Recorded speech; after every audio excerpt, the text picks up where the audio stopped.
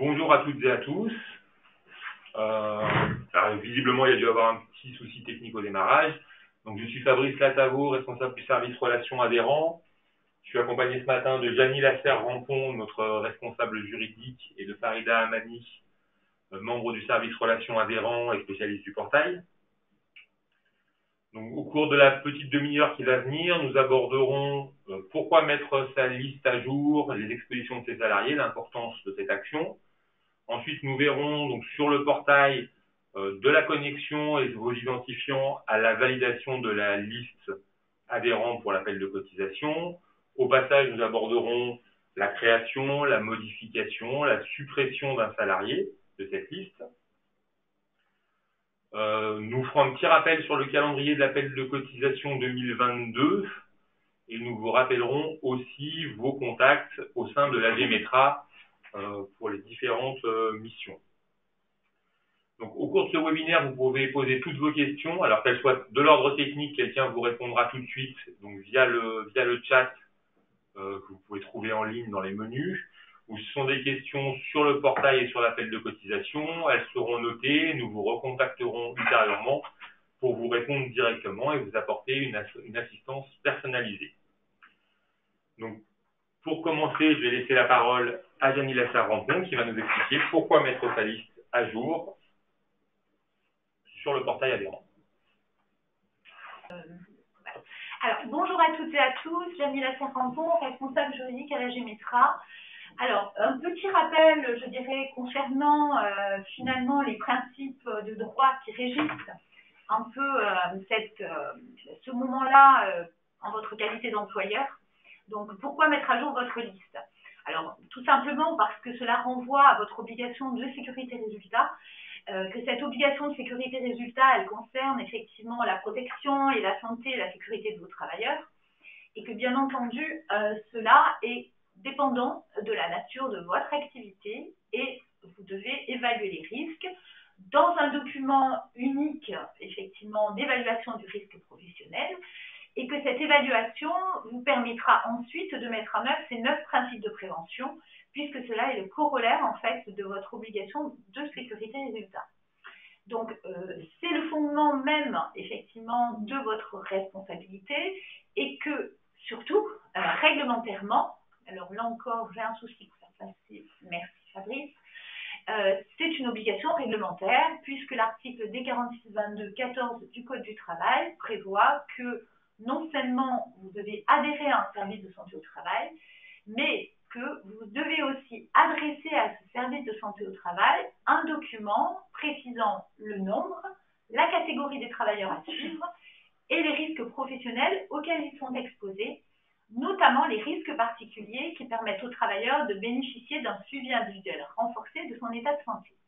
Alors, ça, c'est stricto sensu ce que prévoit le Code du travail. Et en décrété, vous savez que depuis le 1er janvier 2017, suite à la loi du 8 août 2016, le suivi individuel santé-travail de vos salariés est scindé des risques particuliers qui induisent un suivi renforcé, pour lequel, effectivement, le suivi est exclusivement médical.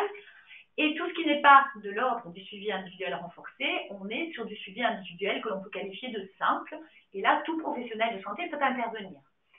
Je voulais aujourd'hui faire ce petit rappel pour vous rappeler, en fait, et pour insister sur l'importance aujourd'hui qui est demandée aux entreprises, cet effort-là, en tous les cas, de bien identifier quels sont les risques professionnels auxquels vos salariés sont exposés et de fait, du coup, essayer d'avoir la meilleure déclaration possible. Une bonne déclaration à votre service de santé au travail induira forcément une efficience dans le suivi. Je m'explique. Lorsque votre salarié est bien identifié, lorsque les risques professionnels sont bien identifiés, on ira directement vers le professionnel de santé qui pourra assurer le suivi santé-travail. Après finalement bientôt 5 ans d'application de la loi travail, on assiste malheureusement parfois à des déclarations qui ne sont pas forcément les opportunes, ou en tous les cas qui ne sont pas les déclarations qu'il faudrait avoir faites. C'est-à-dire que le salarié est malheureusement pas bien déclaré. Du coup, il est mis sur les plannings du professionnel de santé et le professionnel de santé qui le reçoit s'aperçoit qu'effectivement, il constate que le risque professionnel n'est pas le bon. Donc, il va réorienter, ça c'est aussi de toute façon une obligation légale et réglementaire, il va réorienter vers le bon professionnel, certainement le médecin. Et dans ces cas-là, vous avez, vous, du coup, une nouvelle convocation qui vous parvient, votre salarié va revenir au service de santé au travail. Finalement, il y a du temps un petit peu gaspillé, et notamment du temps de travail, puisque votre salarié devra revenir en fait dans nos services. Donc aujourd'hui, ce petit rappel réglementaire, il était destiné à vous sensibiliser au fait de justement bien déclarer vos salariés, de bien identifier le risque professionnel, de nature effectivement à ce que vous gagnez en efficience, tant au niveau du suivi, mais aussi effectivement du temps que votre salarié va passer au service de santé au travail. Voilà. Ce petit rappel était rapide. Je vais passer la parole donc à ma collègue Farida Amani qui va vous parler de la partie plus opérationnelle et je vous remercie effectivement de votre attention sur ce point. Merci Jamy. Bonjour à tous. Amani Farida, donc du service relations adhérents. Donc je vais passer à la partie pratique. Donc je vais vous montrer donc aujourd'hui comment on se connecte sur le portail adhérent. Donc il faut partir de la page principale du site AGEMETRA, donc au www.agemetra.org. Une fois que vous êtes sur cette page-là, vous allez sur votre espace adhérent, donc vous cliquez ici. Voilà, donc on arrive sur la page de connexion. Donc là, on clique sur connexion. Et là, depuis septembre 2020, on est passé à un nouveau mode d'authentification, donc sur votre espace adhérent. Donc, dans un premier temps, il faut se connecter donc avec le code adhérent et le numéro télédéclarant que vous avez dû recevoir par courrier en septembre 2020. Donc, si jamais vous n'avez pas reçu ce numéro télédéclarant, n'hésitez pas à le demander en passant par l'adresse mail portailadhérent@agemetra.org. On vous fera un rappel de cette adresse mail à la fin du webinaire. Donc, si j'ai déjà créé mon compte utilisateur, donc avec mon adresse mail, j'ai juste à la renseigner à ce niveau-là, à valider, et derrière, on me demandera un mot de passe que vous avez dû recevoir normalement sur cette adresse mail-là, une fois que l'ajout a bien été fait, a bien été finalisé. Donc aujourd'hui, nous, on a déjà créé notre compte utilisateur, donc on passe directement sur la page de connexion. Donc voilà, une fois que j'ai renseigné mon adresse mail et mon mot de passe, j'arrive sur cette page de connexion. Donc la page principale. Donc avant tout ajout de salariés, ce qu'il faut faire dans un premier temps, c'est aller rendre visibles vos postes. Donc depuis la mise à jour, les postes ne sont pas rendus visibles. Donc il faut dans un premier temps les rendre visibles. Donc ce qu'il faut faire, c'est aller dans le menu Mon compte, gérer mes postes.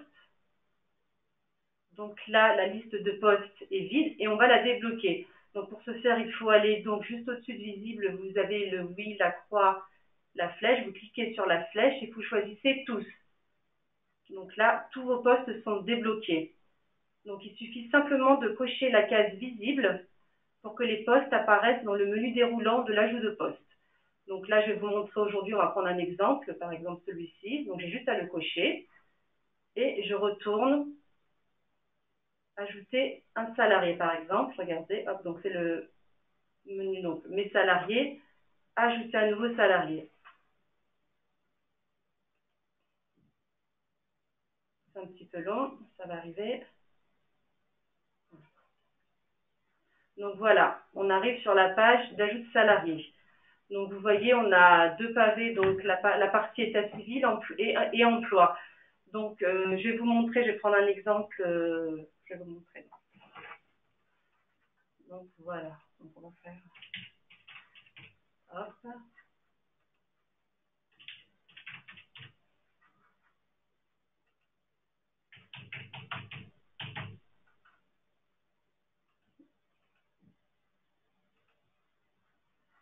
Le lieu de naissance n'est pas obligatoire. Donc, je renseigne le numéro de sécurité sociale. Donc, il faut bien faire attention au niveau du numéro de sécurité sociale. il y a un contrôle sur le numéro de sécurité sociale. Donc, s'il est faux, vous aurez un message d'erreur qui remontera. Et ce qu'il faut savoir aussi, c'est que les salariés nés à l'étranger, donc pour les salariés nés à l'étranger, vous ne pourrez pas faire votre ajout sur le portail. Il faudra reprendre tous les éléments de cette page et les envoyer par mail à votre centre médical et mes collègues feront l'ajout à votre place. Donc là, aujourd'hui, on va mettre un numéro de sécurité sociale. Voilà. Bon, donc la date d'embauche. Ah, ça ne marche pas. Oui, vous pouvez passer par le calendrier ou directement par là. Donc, ce qu'il faut savoir aussi sur la date d'embauche, vous êtes obligé de la mettre sur l'année. Donc, soit à la date du jour, soit au 1er janvier 2021. Et ensuite, envoyer un mail à mes collègues, à mes collègues dans le centre médical pour qu'elles fassent la modification de la date d'embauche si le salarié a été embauché antérieurement à l'année. Voilà. Donc, le contrat, donc on choisit le contrat, CDI, CDD, peu importe. Ensuite, là, donc comme j'ai débloqué mes postes tout à l'heure, donc je retrouve mon poste de directeur. S'il a un risque, vous le cochez. S'il n'y en a pas, vous ne cochez pas et vous faites ajouter. Donc, vous avez un petit message de confirmation. S'il n'y a pas de risque, vous confirmez. Et là, le poste a été ajouté. Donc là, tous les champs sont bien remplis. On enregistre. Donc voilà, c'était pour vous montrer en fait le contrôle sur le numéro de sécurité sociale. Donc comme il est faux, donc ça ne fonctionne pas. Donc il faut bien faire attention à bien mettre le bon numéro de sécurité sociale. Donc c'est tous les chiffres avec la clé. Donc vous voyez, sans espace ni rien. Donc c'était la partie ajouter un salarié. Donc je vais l'annuler puisque finalement je ne vais pas la finaliser.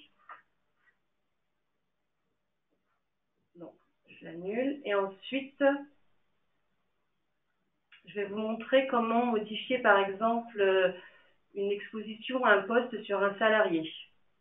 Donc je clique au niveau de la liste des salariés, donc je clique sur le salarié. Donc si par exemple je veux modifier son contrat, donc il n'est plus en CDI, il est en CDD maintenant. Donc je clique sur la petite poubelle qui se trouve au bout de la ligne. Je mets une date à laquelle il a une date de modification. Donc par exemple, on met celle d'hier. Je l'enregistre et vous voyez qu'il est barré. Et ensuite, on ajoute un nouveau contrat. Donc là, hop. Maintenant, il est en CDD. Il faut être cohérent. Donc CDD. Voilà, CDD. Et je l'ajoute. Et là, vous retrouvez le bon contrat. Et par rapport au poste et à l'exposition, c'est sur le même principe. On met fin au poste actuel et on rajoute un nouveau poste. Et on n'oublie pas d'enregistrer en bas de page. Donc, les modifications.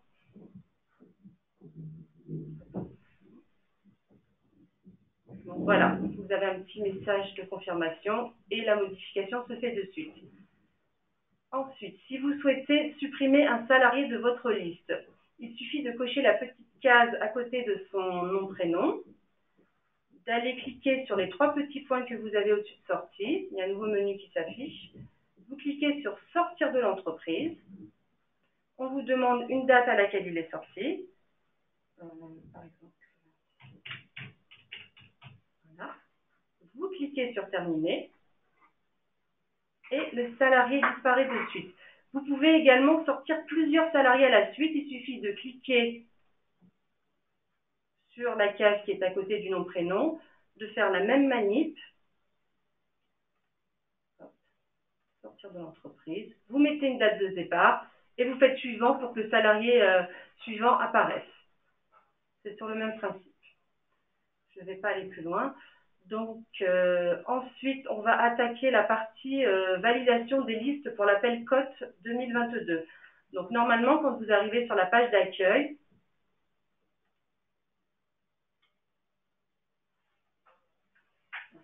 vous avez le petit bandeau jaune juste au-dessus, là. Donc, il vous dit que la déclaration est ouverte. Donc, vous cliquez juste sur « Accéder à ma déclaration ».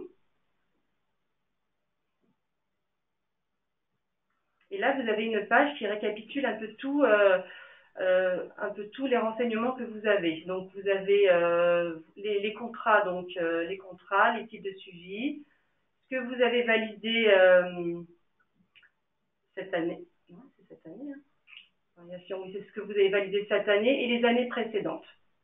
Donc, si tout a bien été fait en amont, vous avez juste à cocher la case ici, à confirmer votre déclaration. Donc, on va le faire ensemble. Donc, je coche ici. Donc, si tout est correct, il n'y a pas de modification à faire. Je coche ici. Je confirme ma déclaration. Vous avez un message de confirmation, donc qui reprend un petit peu les éléments. Et vous confirmez derrière. Je vais le valider aujourd'hui avec vous. Donc, tout en sachant que tout ce qui est validé aujourd'hui, vous ne pourrez pas revenir dessus. Donc, il faut bien vérifier en amont. Donc, je confirme.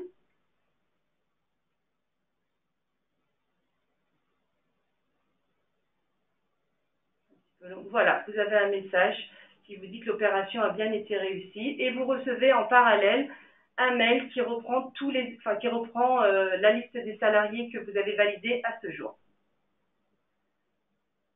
Voilà, j'en ai terminé avec la partie pratique. Merci. Merci Farida.